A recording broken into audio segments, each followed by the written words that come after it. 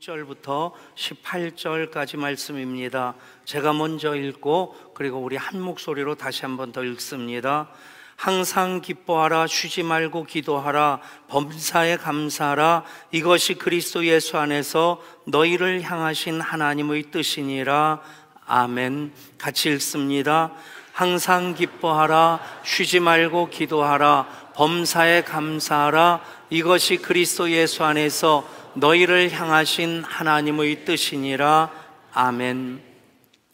추수감사주일 감사로 결산하는 또 가장 감사한 고백으로서 VIP들을 초청하고 예배하는 모든 분들에게 하늘의 은혜와 복이 더 충만하기를 소원합니다. 예배는 감사로부터 문을 열면서 시작되어지는 겁니다. 그래서 오늘 또 날 구원하신 주 감사라고 하는 그 찬양을 임례송으로 불렀고요. 그리고 시편 100편 4절에서도 이렇게 말씀합니다. 감사함으로 그의 문에 들어가며 찬송함으로 그의 궁정에 들어가서 그에게 감사하며 그의 이름을 송축할지어다. 아멘.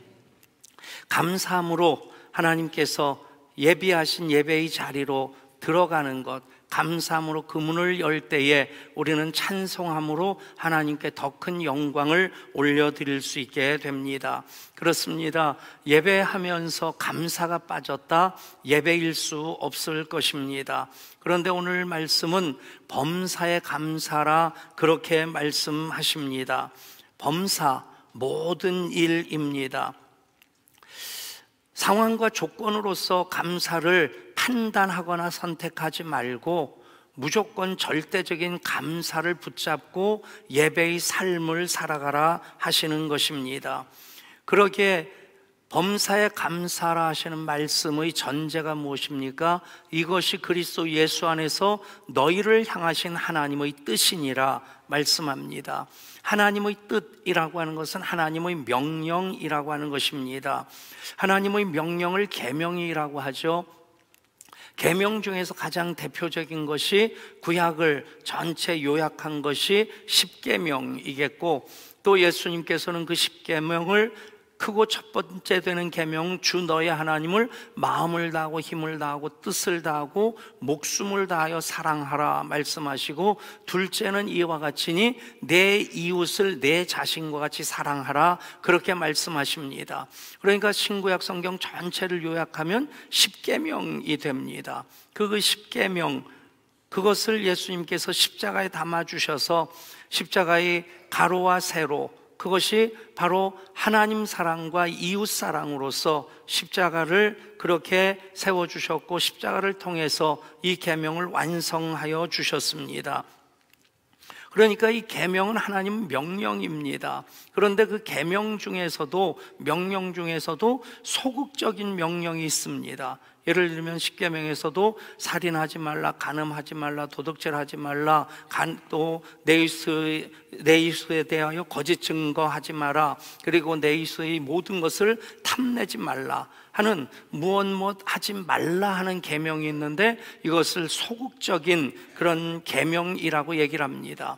소극적인 계명 은 사람이 사람으로 살기 위해서 다른 사람에게 해를 끼치지 아니하고 더불어 함께 살기 위해서 반드시 지켜야 될 그런 규례입니다. 살인, 강도, 강간, 도둑질 등등 이런 것들 때문에 사회에서 일어나는 모든 문제들, 사실 전쟁도 살인하지 말라 하는 이 명령을 거스리는 게 됩니다. 또 전쟁의 이유를 보면 욕심 때문이죠. 더 많은 땅을 차지하고자, 또 권력욕을 확대시키려고 하는 그런 욕심으로부터 전쟁이 시작되어지는데, 그런데 이것을 우리 신앙의 목표로 삼아서는 안 된다는 얘기입니다. 이것을 그냥 우리 신앙의 목표로 삼으면 다른 사람들에게 비난받지 않고 더불어 함께 사는 데는 지장이 없을 것입니다만, 우리가 거룩한 영향력을 끼치면서 우리가 정말 하나님 나라를 확장시켜 나가면서 하나님께서 주신 은혜로 그 은혜를 나누는, 형통하게 하는 삶을 사는 데 있어서는 소극적인 계명은 그것을 이루는 대로 나아가게 하지 못합니다. 그냥 그것을 하지 않았다라고 하는 것으로서 비난받지 않을 정도는 되겠지만 그 이상 신앙은 잘하기 어려울 겁니다.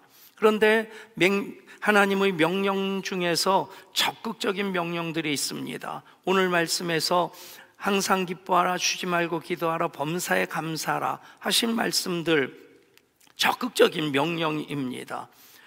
가족들 간에도 사랑할 때에 부부 간에도 그렇고 부모와 자녀 간에도 그렇고 그 사랑은 한계가 없습니다. 사랑하면 할수록 더 사랑하고 싶은 마음이 생기고 더 사랑하지 못하는 것 때문에 미안한 거죠.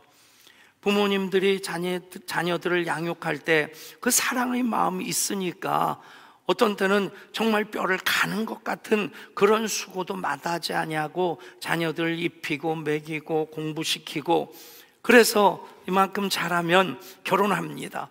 결혼한 다음에는 부모님들이 손을 텁니까? 아니죠. 그 자녀들이 또 부모가 되고 그 이후에도 부모님 마음은 여전히 더 사랑하고 싶은 마음으로 이어져 있는 겁니다. 사랑이라고 하는 것을 목표로 삼으면 이만하면 되었다라고 하는 생각을 갖지 못합니다. 기뻐하는 것도 마찬가지고 기도도 마찬가지입니다. 기도하면 할수록 기도의 영역이 더 넓어지고 기도의 대상도 더 많아지고 기도도 더 깊어지게 됩니다. 그래서 쉬지 말고 기도하라는 명령도 붙잡고 살아가다 보면 우리의 기도가 존재론적인 기도, 하나님과의 관계를 하나님 아버지와 아들, 딸 된 우리와의 그 관계 속에서 계속해서 대화를 이어가는 그것을 호흡처럼 이어갈 때에 우리는 선택적인 기도, 제한적인 기도가 아니라 존재론적인 기도의 삶을 살 수 있게 됩니다.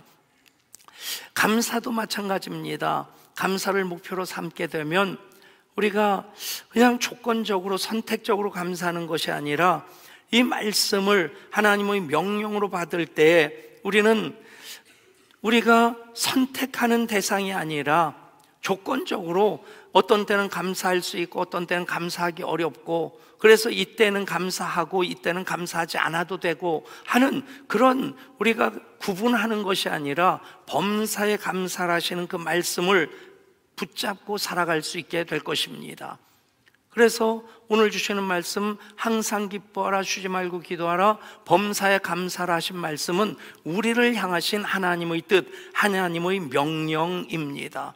그 명령을 우리가 지켜나갈 때에 그것을 감사의 의무로서 붙잡고 나가야 될 책임이 우리들에게 있습니다.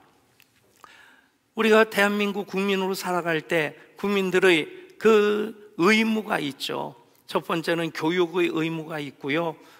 의무 교육을 이수해야 됩니다. 그 홈스쿨링도 할 수 있겠고, 하지만 어쨌든 교육받는 것, 그것에 대해서 교육의 주체로서 국가가 책임을 지고 이 일을 해야 되기도 하지만 국민으로서 의무이기 때문에 난 공부 안 하기 싫어 라고 해서 교육의 의무를 저버릴 수 없다고 하는 거죠. 그것이 이제 국민의 의무고 납세의 의무도 있고 그리고 또 병역의 의무도 있습니다. 이런 것들은 선택해서 내가 할 수 있고 안 해도 되는 것이 아니란 얘기죠. 감사도 마찬가지입니다. 범사에 감사라 말씀하셨기에 이 말씀은 우리를 향하신 하나님 명령이고 그것을 우리는 성도의 하나님의 자녀의 의무로 받아들여야 되는 것입니다. 윌리엄 로우라는 분이 엄숙한 부르심이라는 책에서 이런 얘기를 합니다. 세계 최대의 성자는 기도를 많이 한 사람도 아니요, 금식을 많이 한 사람도 아니요, 자선을 많이 베푸는 사람도 아니다.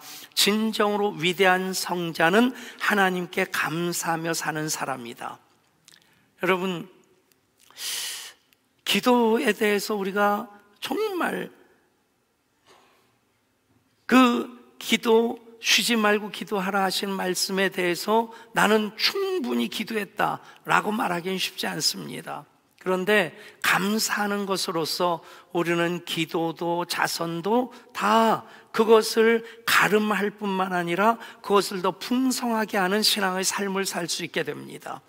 윌리엄 로우의 말을 뒤집어서 얘기를 한다면, 기도하는데 감사가 없다면 그 기도 하나님 받으시는 기도가 안 된다는 얘기입니다.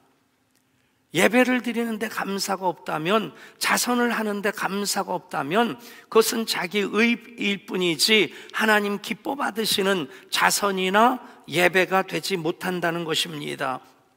그렇습니다. 누가 예수님을 잘 믿는 사람인가? 누가 하나님께 더 가까이 나가는 사람인가? 라고 하는 그 질문을 한다면 감사로 예배하는 자입니다. 감사로 하나님께 영광을 돌리는 자가 하나님께 더 가까이 나가는 자, 그리고 예수님을 잘 믿는 자라고 얘기할 수 있을 것입니다. 감사하면서 살면요, 범사에 감사하기 위해서 우리가 그것을 하나님의 명령에 대한 의무로서 지켜나갈 때에, 여러분, 감사할 때마다 정말 하나님께서 새롭게 열어주시는 그런 새로운 일들을 경험할 뿐만 아니라 우리 몸도 반응하는 것을 보게 됩니다. 의학적으로 자율신경 안에 교감신경과 부교감신경이 있는데, 이 부교감신경이 우리 신체 장기들을 조절을 합니다. 그래서 우리가 감사할 때 이 부교감신경이 활성화되어서 모든 신체 장기가 위도 정상적으로 위액을 분비하게 되고, 감사하지 않고 불평하고 불만하고 그렇게 될 때 소위 위산과다가 되는 거죠. 위액이 펩틴하고 염산이라는 것이 주성분인데, 그 염산이 아주 강한 산입니다. 한번 실험하는 것을 봤는데, 모직물, 제 옷도 이게 모직입니다. 이런 옷감을 한 10cm를 싸놓은 거예요. 그리고 위액에서 추출한 염산 한 방울을 똑 떨어뜨렸는데, 이것이 10cm 이 옷감을, 모직물을 다 이렇게 녹이고 들어가더라고요. 감사하면 이 위산이 과다 분비가 되질 않는다는 거예요. 근데 불평하고 원망하고 그럴 때 위산 과다가 되어지고, 이 산 때문에 하나님께서 그렇게 만들기도 하셨지만 위벽이 이 강한 산으로 인해서 일주일마다 새로운 세포로 완전히 바뀌어진다고 합니다. 참 하나님 만드신 것이 신묘막측한데, 여러분, 위산만 정상적으로 분비되는 것이 아니라 호흡도 그렇고 심장도 그렇고, 여러분, 하나님께서 명령하셨을 때 그 명령을 억지로 지키게 하지 않습니다. 지키면서 더 좋게 하시는 그런 하나님의 뜻이 명령에 담겨 있음을 믿으시길 바랍니다. 그래서 명령에 우리가 얼만큼 반응하느냐, 의무로서 우리가 선택의 대상으로 삼지 아니하고 범사에 감사를 하시는 말씀 붙잡고 살게 되면 우리 몸도 정상적으로 하나님 창조하신 그 모습 그대로 움직여지게 됩니다. 사람들이 행복해하기를 너무 참 갈망하고 있죠. 야근을 하고 특근을 하면서도 왜 그러냐, 돈을 많이 벌려고 그런다, 돈 많이 벌어서 뭐 하려고 하냐, 우리 가족 행복하려고 한다. 여러분, 돈 많이 번다고 사람들이 행복해질까요? 우리나라 1960년대에 개인별 그 국민 소득이 $60밖에 안 됐었어요. 60달러. 근데 남한과 북한의 경제 그 지표를 보면요, 70년대 중반까지는 북한이 앞서 있었어요. 모든 경제 지표에서. 근데 60년대 1인당 GNP가 $60밖에 안 됐다. 작년에는 32,600 몇십 불이었습니다. 그러니까 300배 이상 늘어난 거예요. 그러면 300배 이상 행복해졌습니까? 아닙니다. 여러분, 행복을 원하지만 행복을 느끼게 해주는 행복 지수는 소유나 지위나 소득에 정비례하지 않습니다. 이 행복과 정비례하는 것이 있는데 감사입니다. 감사가 많으면 많을수록, 감사지수가 높아지면 높아질수록 행복지수도 높아지게 됩니다. 그러기에 하나님께서 범사에 감사라, 그렇게 우리에게 말씀하시는 것입니다. 범사에 감사하는 삶, 어떻게 살 수 있을까? 그것에 대해서 우리는 결단해야 됩니다. 선택이 아닌 결단을 하는 우리 모든 예배자가 될 수 있기를 축복합니다. 우리가 반려견, 반려묘, 그렇게 많이 반려동물들을 키우는데, 이번에 김은호 선교사님 그 대만 선교지를 갔더니 공원 산책을 하는데 어떤 사람이 도마뱀, 이따만큼 큰 도마뱀 목에다 목줄 해가지고 끌고 다니더라고요. 잘 끌려오질 않더라고요. 근데 그냥 신문 기사로 인터넷에서 악어를 반려동물로 키우는 사람이 있다는 얘기는 들어봤는데 진짜 도마뱀 끌고 다니는 사람 처음 봤습니다. 이 반려라는 말이 제 연배에는 반려자, 반려 그러면 이제 부부 사이에 쓰는 말인데, 그래서 개한테, 고양이한테 반려견, 반려묘 그러는 것이 사실 저는 좀 불편한 느낌이 듭니다. 부부 사이에 쓸 수 있는 말인데, 근데 얼마 전에 우리 가족들이 함께 모여서 얘기를 하는데 아이들이 그러더라고요. 아버지 때는 그러셨지만 자기들 때는 반려라는 말을 안 썼다는 거예요. 그러다가 반려견, 반려묘라는 말로 쓰기 시작했기 때문에 자기들 연배에서는 반려 그러면 부부가 생각나는 게 아니라 개나 고양이가 생각난대요. 키우면 정서적인 이익도 있고요. 집사람도 요즘 계속 저를 꼬십니다. 여보, 우리 은퇴하면 개 키우자. 저는 절대 안 된다. 개가 들어오는 순간 나는 넘버 3가 된다. 그리고 또 하나, 개를 키우다 보면 개한테 이게 묶여가지고 그냥 내가 키우는 애완견이 아니라 내가 모시고 있는 그런 존재가 되는 경우들이 종종 있어서 난 묶이기 싫다. 은퇴하면 난 놀러 다닐 거다. 그런데 어쨌든 정서적이 유익하고 요즘 거의 가족처럼 지냅니다. 그런데 똑같이 반려라는 말을 붙이지만 견과 묘 사이에는 큰 차이가 있다고 그래요. 고양이들은 주인을 이렇게 다스린답니다. 그래서 고양이를 키우는 사람들을 집사라고 부르더라고요. 고양이와 강아지의 특징, 고양이는 주인이 100번 잘해주다가 한 번 잘못해주면 잘못해준 거 한 가지를 기억하고 야옹 그런답니다. 근데 강아지는 100번 잘못해주다가 한 번 잘해주면 그 한 번 잘해준 거 기억하면서 깨갱깨갱 하면서 그렇게 와서 애교를 푼대요. 이런 특징으로 어떤 분이 책도 그렇게 썼더라고요. 강아지 성도, 고양이 성도. 더 설명 안 해도 아시겠죠? 여러분, 우리가 정말 감사하며 살면 하나님과의 관계가 더 깊어지게 됩니다. 그래서 우리는 감사를 선택으로 생각하면 이런 때는 감사할 수 있는데 이런 때는 감사할 수 없다는 그런 판단을 내가 하는 것이 됩니다. 감사는 명령이고 의무입니다. 그러면 우리의 선택은 딱 한 가지입니다. 어떻게 하면 더 감사할 수 있을까? 여러분, 감사는 선택이 아니고 결단이다, 명령이고 의무다라고 한다면 감사는 존재론적인 감사로부터 시작되어지는 겁니다. 자녀들이 부모님께 순종하고 효도해야 될 이유는 부모님이기 때문에 그렇습니다. 마찬가지입니다.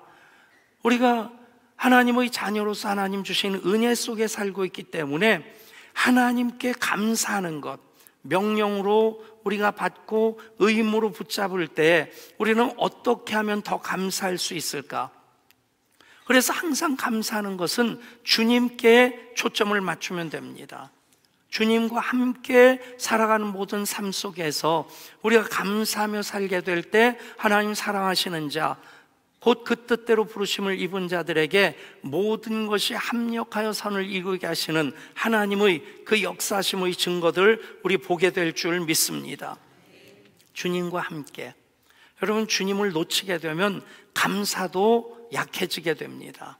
그런데 주님과 함께 살게 되면 참 감사한 일 많습니다.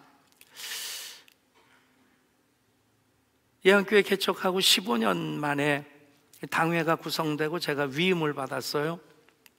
그래서 교회에서 이제 여행할 수 있도록 기회를 주셔서 가족들하고 같이 특별히 이제 그 바로 전해 큰아들이 결혼을 해서 며느리까지 5명이 유럽 드라이빙 투어를 했습니다.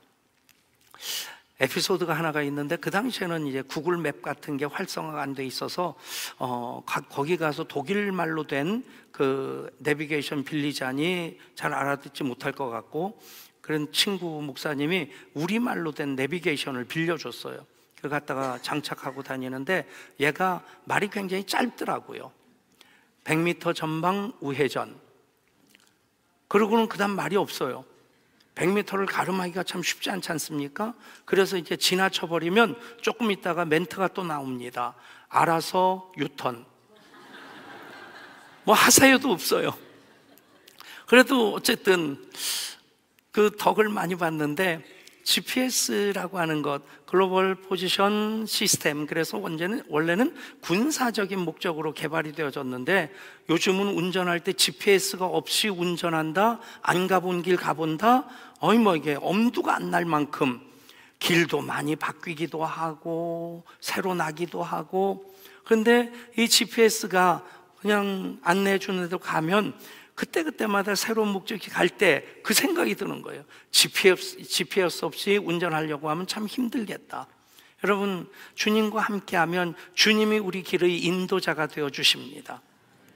또 함께라고 하는 것, 그때 여행하면서 제일 좋은 게 가족들이 함께하는 것이었어요. 어떤 관광지를 갔다, 그런 것도 좋기는 하지만 가족들이 함께 먹고 자고, 어떤 때는 늦잠도 자고, 저기 가볼까 그러면 저기 또 가볼 수 있고. 여러분, 누구와 함께 하느냐?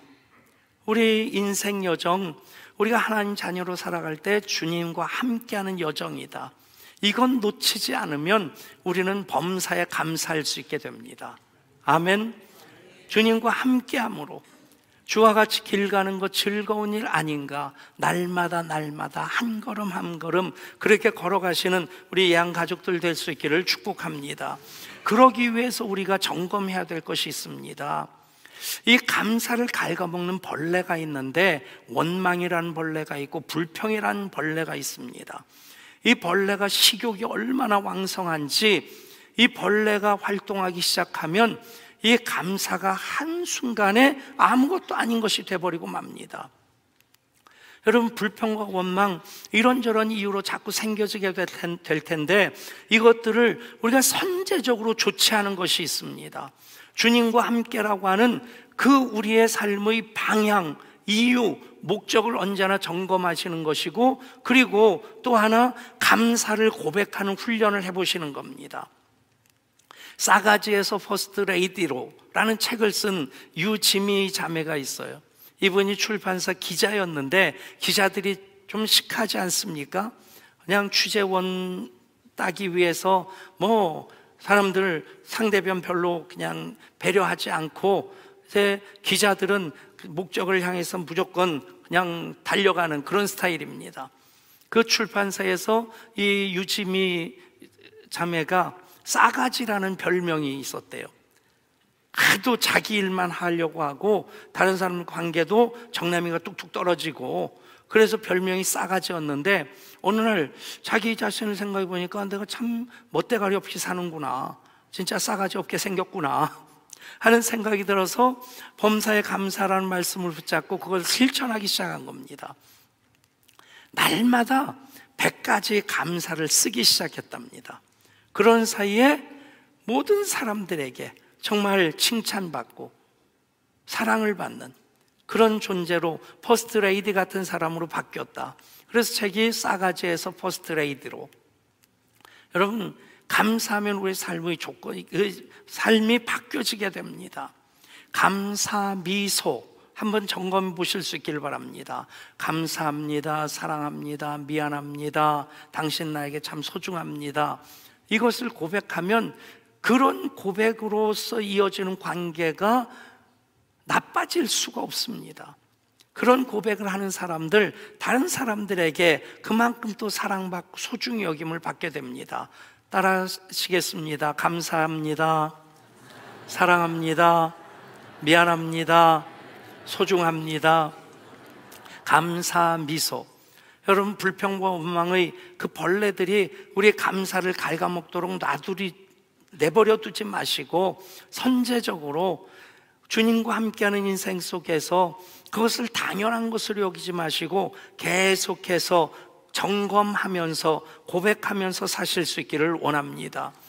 이번에도 우리 협력하고 있는 월드비전에서 추수감사절 캠페인으로 한 달 감사 노트를 1000권 우리 교회에 보내주었을 겁니다. 재고가 있는지 모르겠지만 감사 노트 없는 분들은 그냥 노트에다가 써보세요. 쓰는 사이에 내 삶이, 내 표정이 확 바뀌는 것 경험하게 될 줄 믿습니다. 어느 환자의 고백이라는 시입니다. 주님, 때때로 병들게 하심을 감사합니다. 이로 인해 인간의 약함을 깨닫게 해주시기 때문입니다. 가끔 고독의 수렁에 내던져 주심도 감사합니다. 그것은 주님과 가까워지는 기도이기 때문입니다. 일이 제대로 안 되게 틀어주심도 감사합니다. 그래서 나의 교만이 반성될 수 있습니다. 아들, 딸이 걱정거리가 되게 하시고 부모와 동기가 짐으로 느껴질 때도 있게 하심을 감사합니다. 그로 인해 인간된 보람을 깨닫게 되기 때문입니다. 먹고 사는데 힘겹게 하심을 감사합니다. 눈물로써 빵을 먹는 심정을 이해할 수 있기 때문입니다. 불의와 허위가 득세하는 시대에 태어난 것도 감사합니다. 이로 인해 하나님의 의가 분명히 드러나기 때문입니다. 땀과 고생의 잔을 맛보게 하심도 감사합니다. 그래서 주님의 사랑을 진실로 깨닫기 때문입니다. 주님, 이 모든 일로 감사할 마음을 주심을 감사합니다. 이 모든 일로 하나님과 가까워지는 계기가 되기 때문입니다. 비슷한 내용을 제 데니스 목사님 감사치유법에서 이렇게 얘기를 합니다. 당신이 많은 세금을 내야 한다면 감사하십시오. 당신에게 안정된 직장과 사업장이 있다는 말이기 때문입니다. 당신의 몸무게 늘어 옷이 맞지 않는다면 감사하십시오. 당신은 먹을 것이 넉넉한 인생을 살아오신 것입니다. 세탁할 옷이 집안 한 구석에 쌓여 있거든 감사하십시오. 적어도 당신에게는 갈아입을 옷의 여유가 있다는 뜻이기 때문입니다. 당신의 집에 대청소가 필요하고 문고리를 갈아야 하고 창문을 갈아야 한다면 감사하십시오. 당신의 몸을 의탁할 집이 있다는 뜻이기 때문입니다. 멀리라도 주차할 공간을 찾았다면 감사하십시오. 당신에게 잠시라도 운동할 기회가 주어졌기 때문입니다. 당신에게 불공평한 대통령이 있다면 감사하십시오. 당신은 언론의 자유가 보장된 나라에 살고 있고 있다는 것입니다.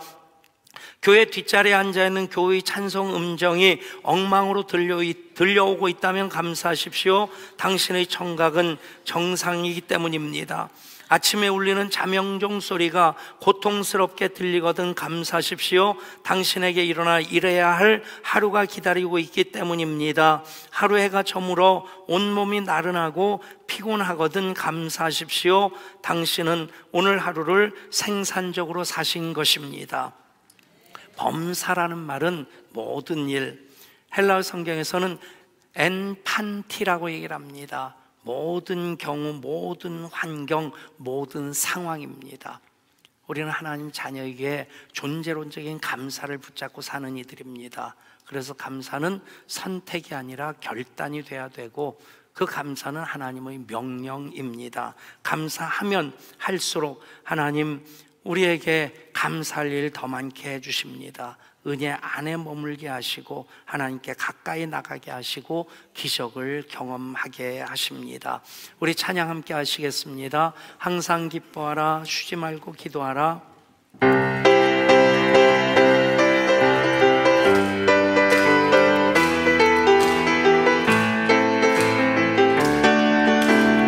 항상 기뻐하라, 항상 기뻐하라, 쉬지 말고 기도하라, 범사에 감사하라. 이는 예수 안에서 너희에게 향하신